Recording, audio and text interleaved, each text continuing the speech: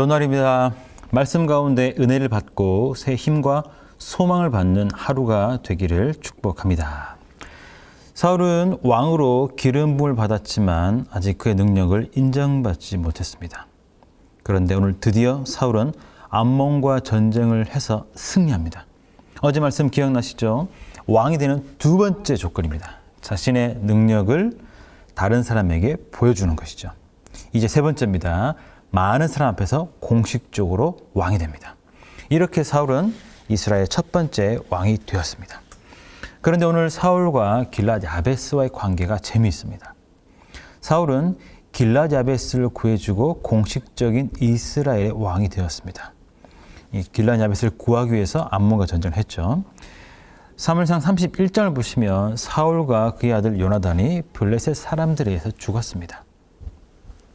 블레셋 사람들은 사울의 머리를 베고 그의 시체는 벳산 성벽에 못 박았습니다. 비록 죽은 사람의 시체지만 이스라엘에게 있어서 이 일은 굉장히 수치스러운 일이지요. 사무엘상 31장 12절부터 13절까지입니다.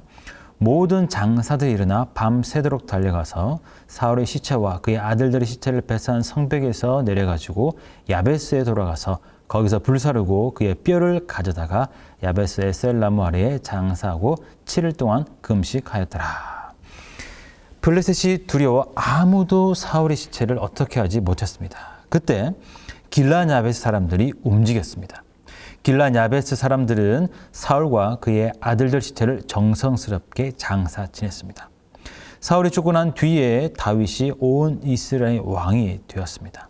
사무엘하 2장 5절 6절입니다.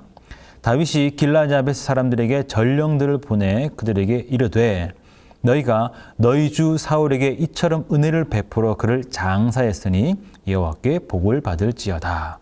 너희가 이 일을 하였으니 이제 여호와께서 은혜와 진리로 너희에게 베푸시기를 원하고 나도 이 선한 일을 너희에게 갚으리니. 사울은 길랏 야베스에게 은혜를 베풀었습니다.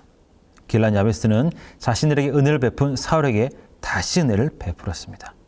다윗이 이 사실을 알고 다시 길랏 야베스에게 은혜를 베풀었습니다. 저는 여기서 한 가지 궁금한 점이 있었습니다. 어제 말씀드렸죠. 왕이 되기 위해서는 왕으로 선택된 사람이 자신의 능력을 증명해야 됩니다. 이왕이면 자신의 능력이 얼마나 대단한지, 얼마나 큰지 이것을 보여주는 것이 훨씬 더 유리하죠. 다윗의 경우를 볼까요? 다윗은 골리앗과 싸워 이겼습니다. 이것이 얼마나 크고 놀라운 소식이었는지 이스라엘 여인들은 이렇게 노래했죠. 사울이 죽인 자는 천천히요, 다윗은 만만이라.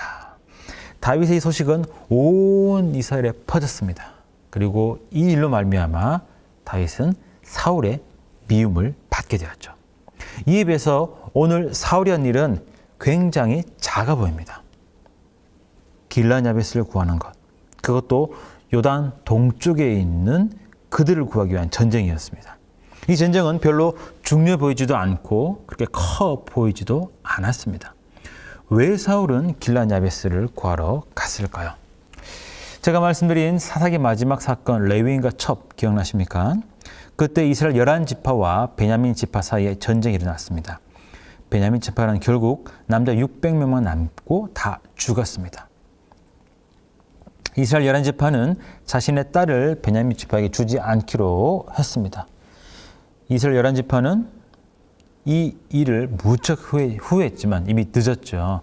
결국 이스라엘 11지파는 길랏 야베스 여인 400명과 실로 여인 200명을 남은 베냐민 지파 600명과 강제로 결혼을 시키게 합니다.